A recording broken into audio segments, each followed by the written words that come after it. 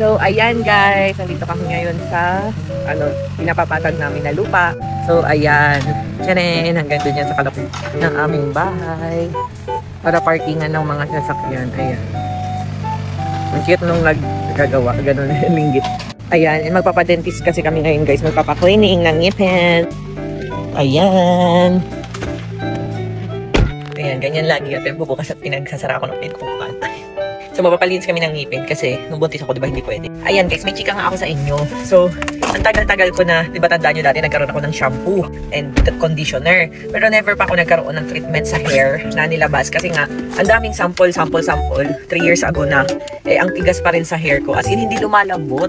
Talagang walang na-approve si Rosmar na product na malambot sa hair. And ito nga guys, itong ilalabas natin this year, grabe.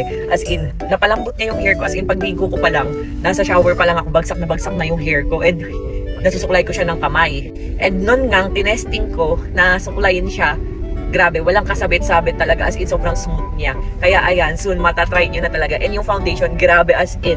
Kasi parang nakapaghilamos na ako nasa face ko pa. So ayan, matatry nyo soon. Ayan. Awa siya. So ayun na, nandito na kami sa dentista. Ang dami nag-aakala na veneers ang ngipin, pero hindi, natural yan. Yung asawa ko, siya nang nauna. Ayan.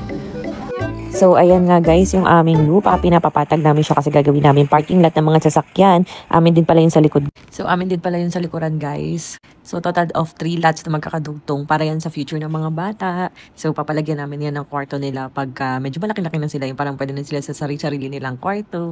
So, ngayon sama-sama muna kami.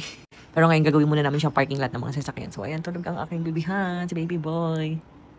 Sarap ng tulog.